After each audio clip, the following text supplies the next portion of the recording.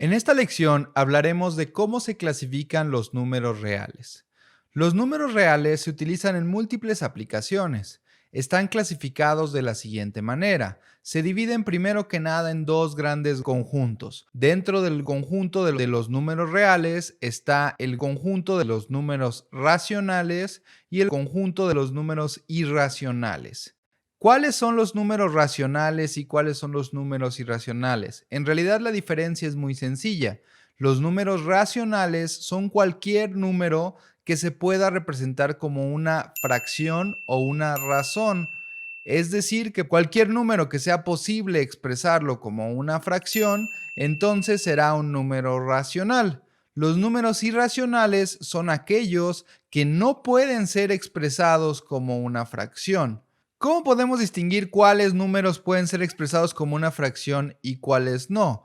La manera de distinguirlo es la siguiente. Los números irracionales son aquellos números que tienen decimales infinitos, es decir, por su misma naturaleza no terminan los decimales. Por ejemplo, el número pi.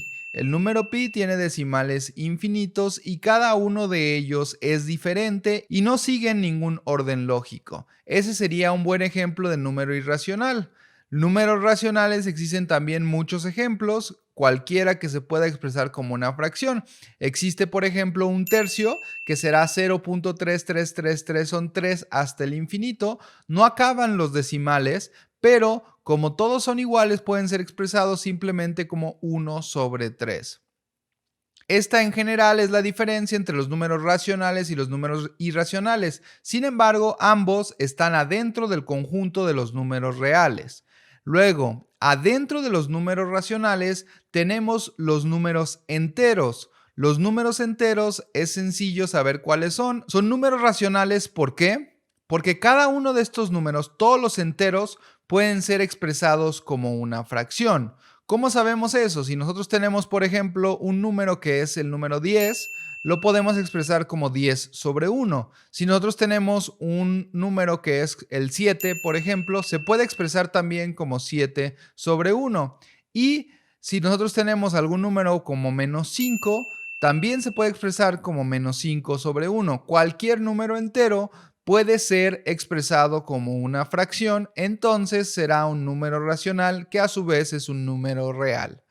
Ahora, ¿qué otra clasificación tenemos? Tenemos adentro de los números enteros, tenemos los números naturales. Es decir, los números naturales son enteros, además son números racionales y son números reales.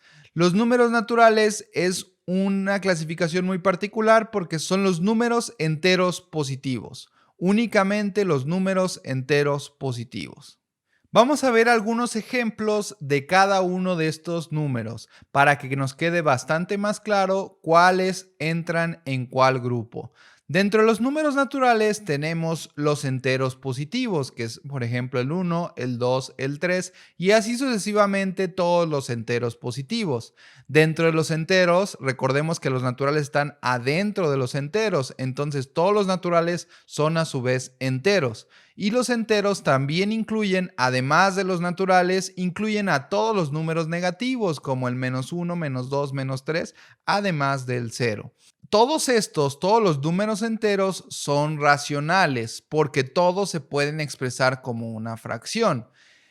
¿Qué otros ejemplos hay de números racionales pero que no sean enteros? Pues tenemos, por ejemplo, un medio. Un medio es un número racional que no es un entero. Tenemos, por ejemplo, menos 0.46, es un número que se puede expresar como una fracción y que no es un entero. Tenemos otro número racional que sería 0.345, es otro número racional que se puede expresar como una fracción y que no es entero tampoco. Ahora, ¿qué ejemplos tenemos de números irracionales? Por ejemplo, tenemos raíz de 3. Raíz de 3 es un número que es irracional porque no puede ser expresado como una fracción. Otro ejemplo es el número pi. Como lo había comentado anteriormente, el número pi tiene decimales infinitos, por lo tanto no puede ser expresado como una fracción. De la misma manera, raíz de 2 tampoco puede ser expresado como una fracción, luego entonces será también un número irracional. Existen infinidad de números racionales y de números irracionales, pero estos que muestro aquí son solo un ejemplo.